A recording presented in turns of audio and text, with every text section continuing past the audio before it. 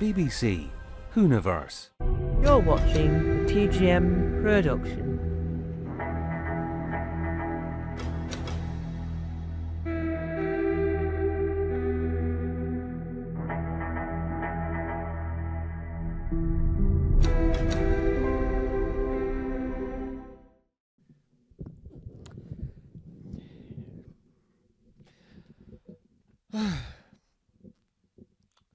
What day is it?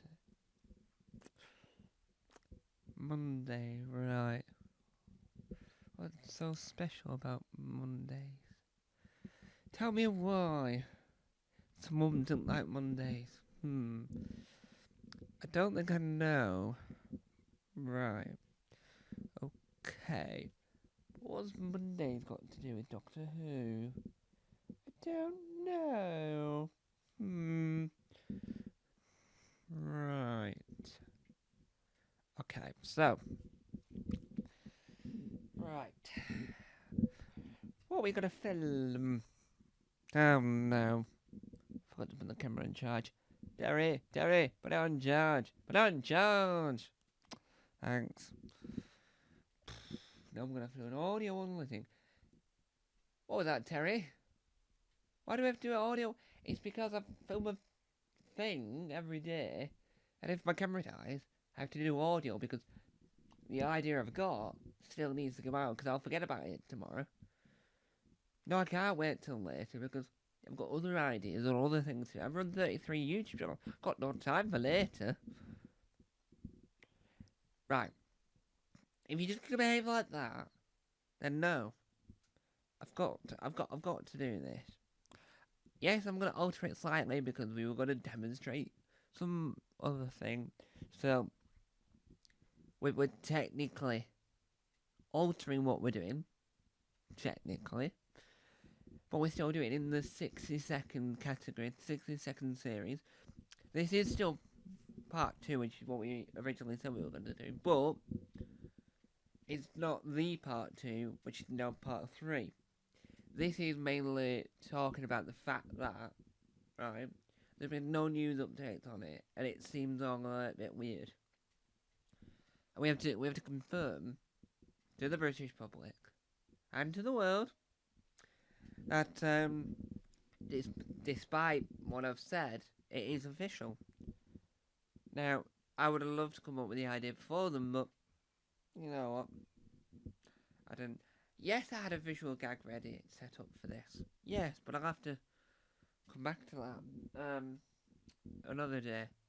So, if you mind, mate, just shut up and I'll get on with it.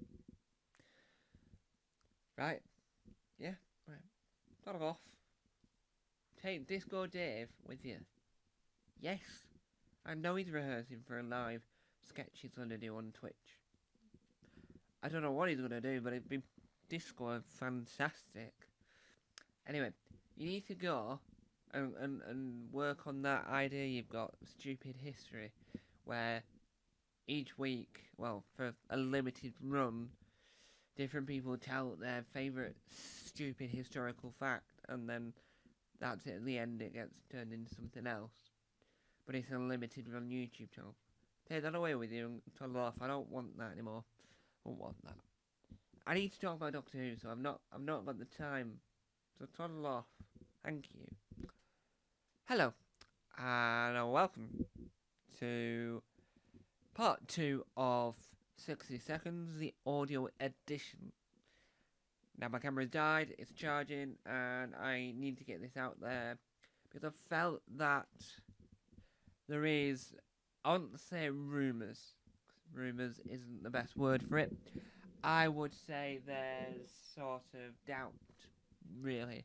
In some circles, I don't know many circles where this doubt is actually formed, but the doubt that I can sort of picture is that we don't believe this, right? We don't believe the fact that this whole unit debacle is real. Who's writing them? There's no credit to it. It can't be Ingrid Oliver, because she's far too busy doing other things. Well, Ingrid Oliver, who played or plays. That I'm not too sure the correct terminology there. Osgood is a far too busy actor to be finding herself writing things on a website. I think that it's all a little bit up in the air. There's been no more news. There's been no updates. There's not been a lot of information given further on this unit thing. Now in part 3, which was supposed to be this part, we will cover what was actually said on the unit website, and we will talk about it. But I was hoping that I wouldn't have to do part 2 or part 3 or part 4, because I was hoping that the official news would come out and then I would have to do a Whovian news about it. But weirdly, there is no need to do a Whovian news because there's no news, which is, I think, is the extremely odd thing about this, is that you would expect that if they were teasing something was going to happen, then you would have thought that you would at least, right, put some news to it.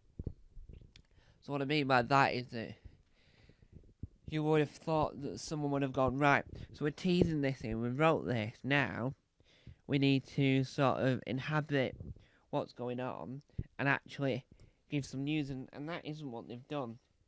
So I'm a little bit confused as to what really is going on, and I hope at some point that gets sort of like fixed, if you will. So what I mean by that is that I hope that someone goes, we need to sort of explain the point now. We need to sort of talk to the wider public and say, right, here's what's happening, here's everything you need to know, we need to let you know about this. And hopefully that happens sooner rather than later, because that's the thing I want. I want that news to come out sooner rather than later, because it'd be more, I don't know, it'd be more interesting, it'd be more personal, it'll be more fantastical, it'll be something that will warrant some news.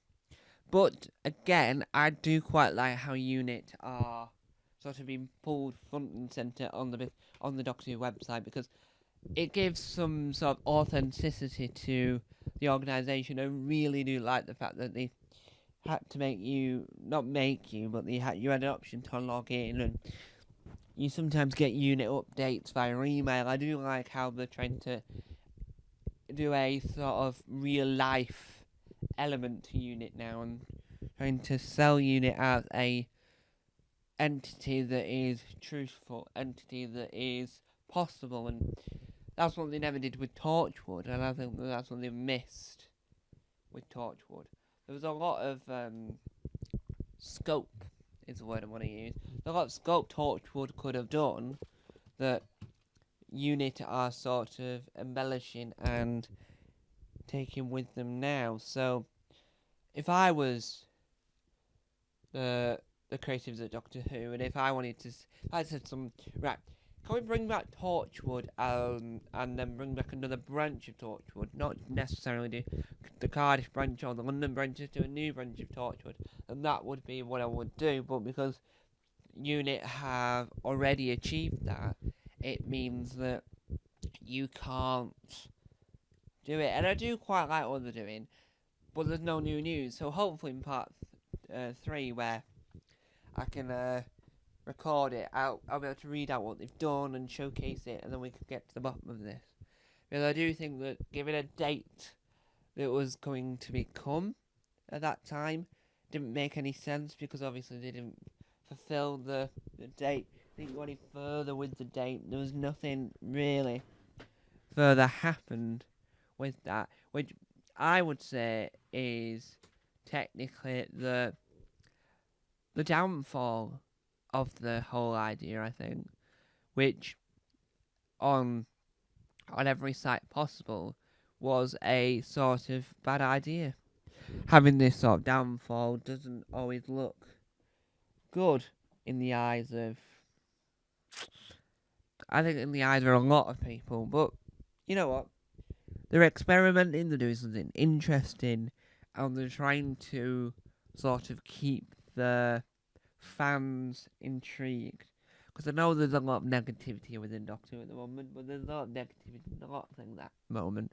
Not necessarily just Doctor Who, but Doctor Who is a factor in that, and that's quite sad. From a fan of my esteem, I'm not too happy with all this negativity. I'm Mr. Go-Lucky Positive. I'm the one that doesn't really like giving my negative opinions. I know it does sound like I love everything and I think everything's amazing. And I will be honest with you, for a good few years, I didn't really like Christopher Eccleston, and then at one point I watched, I can't remember which one I watched, but I rewatched Christopher Eccleston's era, like, I don't know, a year and a half ago, and I just fell in love with him. And for years I wasn't a fan of it. I do love The Empty Child. That was a cracking episode. I've always loved that one, no matter. Well, I was never sort of the big Christopher Eccleston fan, but then I became one. I did do that #9 is 10, which I am considering doing sort of a retrospective type thing where I sort of play the thing and then talk about it and explain and sort of just delve into that story more to make it into like a web series type thing rather than what that was. I think if I revamp #9 is 10, but utilise the old footage to go, well, how do I develop that to make it a lot better? And that is a possibility I had. Anyway, that's not the place for it. I actually got into a chatterbox there. But what I think is that Unit are doing something unique, something interesting, and I hope it continues, but I hope it like fulfills to something. I hope the ending and the outcome of this is to something. So, there we have it. That is the end of the audio only part 2. Hopefully, tomorrow will be the final part, and then we can move on to episode 2 of 60 Seconds. But what I like about 60 Seconds is, yes, the premise is try and do it under a minute, but it also gives me scope to talk for however long I want, because because I can sort of say, well, if we don't get it to the 60 seconds, then that's fine. But I like the idea of calling it 60 seconds because it's an homage to the interview series 60 Minutes. So, what do you think will be the outcome of Unit's cryptic messages on the Doctor Who website? Let me know wherever you're watching this. Well, you're actually listening to it, but yeah. And also, it'll be the same thumbnail as part 1, so I do apologise in advance.